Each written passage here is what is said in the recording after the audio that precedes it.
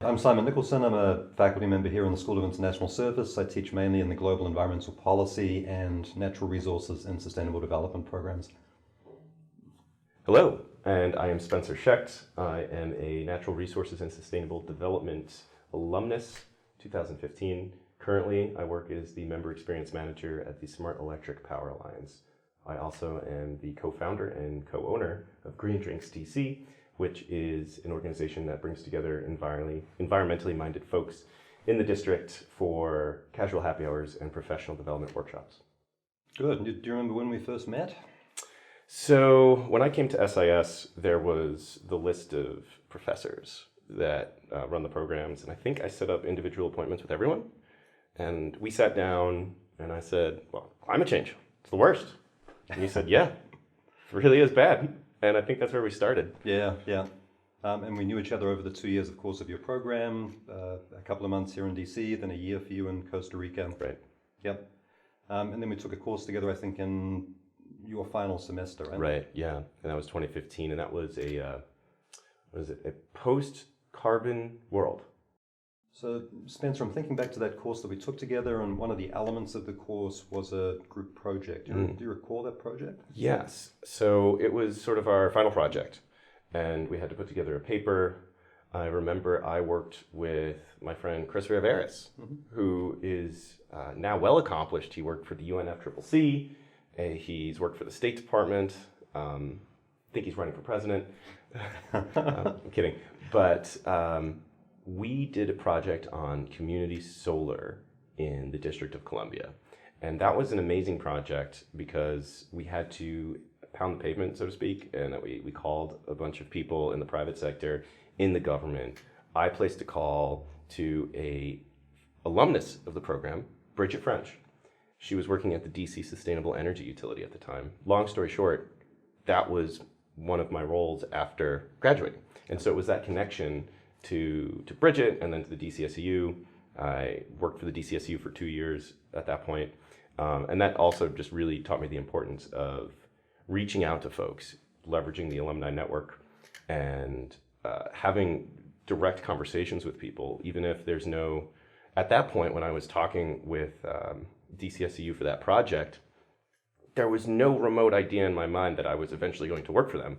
But the fact that I had started those relationships, it really did pay off after I graduated.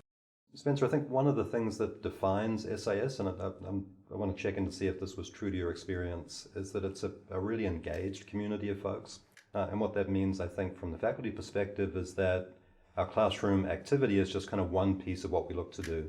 We also like to engage students beyond the classroom, and also as a group, just kind of be engaged with real conversations around the things we care about in the city and around the world. So does that ring true for you?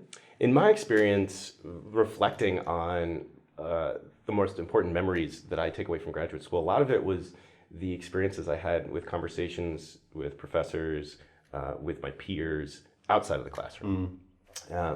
The professors always made themselves available, and what I personally found most exciting when I first started graduate school was the opportunity to be around other folks that were sort of in my demographic that were equally as excited to kind of engage in this esoteric conversation, and then eventually hopefully dive into a career where they could get their hands dirty in actually substantively doing something about the things that they cared about in the world.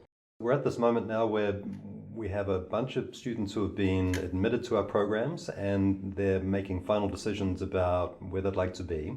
And so I wonder, Spencer, do you have any advice for folks who are going through that process? And also, what general advice do you have for folks as they want to take best advantage of being in grad school? Right. So I actually had a very relevant experience here at SIS. And so I was accepted into the Natural Resource and Sustainable Development program. And that is a Costa Rica sandwich, if you will. It's 1 semester in DC, 2 semesters in Costa Rica, capped with a final semester here at SIS. And when I first showed up into DC and started SIS, I was high on the experience. I loved it. It was something I was so engaged and ready to do. The opportunities here in DC, I had a internship, which in retrospect was pretty standard, dare I say, boring.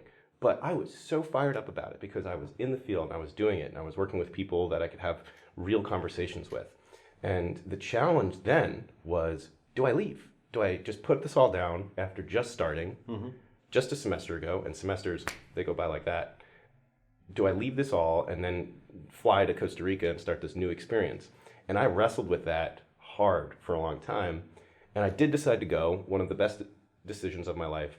But what I learned from that about hard decision making, and that I would impart to students, is I'd say, think about it a lot, talk about it a lot, verbalize what you're thinking with other people, with people that you trust, with people that have a stake on both sides of it.